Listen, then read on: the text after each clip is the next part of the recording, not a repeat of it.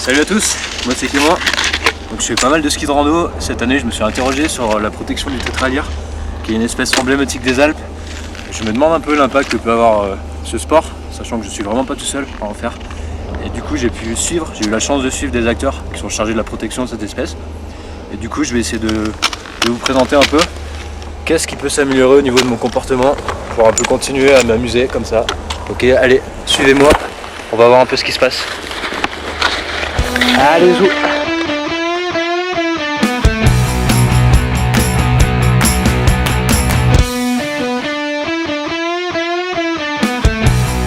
Le plan d'action tétralyre, ça a été une très bonne opportunité pour les fédérations des chasseurs, parce que nous travaillons depuis 25 ou 30 ans sur ces espèces-là, notamment le tétralyre, et puis on se rend compte maintenant au niveau de la gestion de l'environnement que c'est plus l'habitat qui convient de préserver.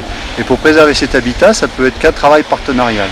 Donc le travail qui a été mis en place au travers des 24 actions du plan d'action tétralyre a été vraiment une bonne opportunité pour nous, puisque ça nous a permis d'approcher le monde des remontées mécaniques et des stations de ski par le biais de Domaine Ski Alpes de France et de proposer des mesures qui permettent justement de prendre en compte l'habitat du tétralyre aussi bien en hiver qu'en été. Le tétralyre, en fait, il a deux périodes sensibles, l'été et l'hiver. L'hiver, en fait, il vit dans des igloos où il va chercher à économiser son énergie, parce qu'en fait, l'énergie dont il dispose, c'est l'énergie d'une journée, et chaque jour, il faut qu'il ressorte pour se nourrir.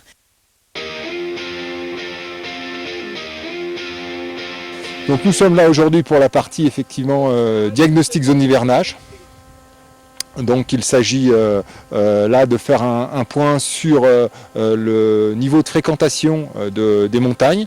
Donc là nous sommes sur les pistes effectivement, donc là la fréquentation est pleine et bonne comme on peut le voir ici. Donc l'objectif bien évidemment n'est pas d'interdire le ski, hein, c'est simplement de préserver un certain nombre de zones.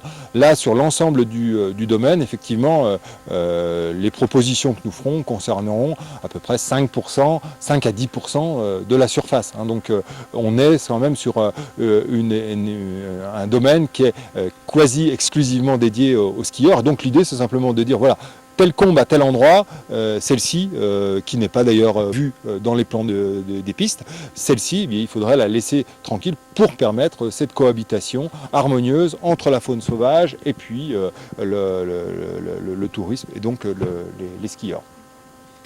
Effectivement, donc on a travaillé aujourd'hui avec le CAF de Chambéry, on vient de faire une sortie terrain qui rentre dans le cadre d'un protocole scientifique qui vise à définir et déterminer les zones d'hivernage du tétralyre. On a fait la première partie du protocole qui était de parcourir la montagne pour déterminer le nombre d'impacts par rapport aux skieurs ou aux gens à raquettes, donc le nombre de traces et voir ces traces-là, comment ça impacte le paysage. Voilà la première phase.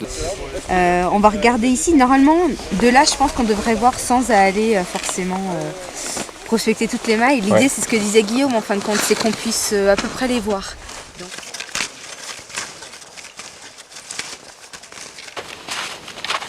Donc voilà, donc on a pu faire un état des lieux sur la fréquentation des skieurs hors piste et des randonneurs, donc sur des zones susceptibles d'abriter le tétralyre. Maintenant il ne nous reste plus qu'à confirmer la présence du tétra sur ces zones d'hivernage pour pouvoir ensuite mettre des zones de mise en défense et des installations propices à sa survie. Donc voilà, maintenant je vous laisse, je vais profiter un peu de ce soleil et je vous dis à plus tard.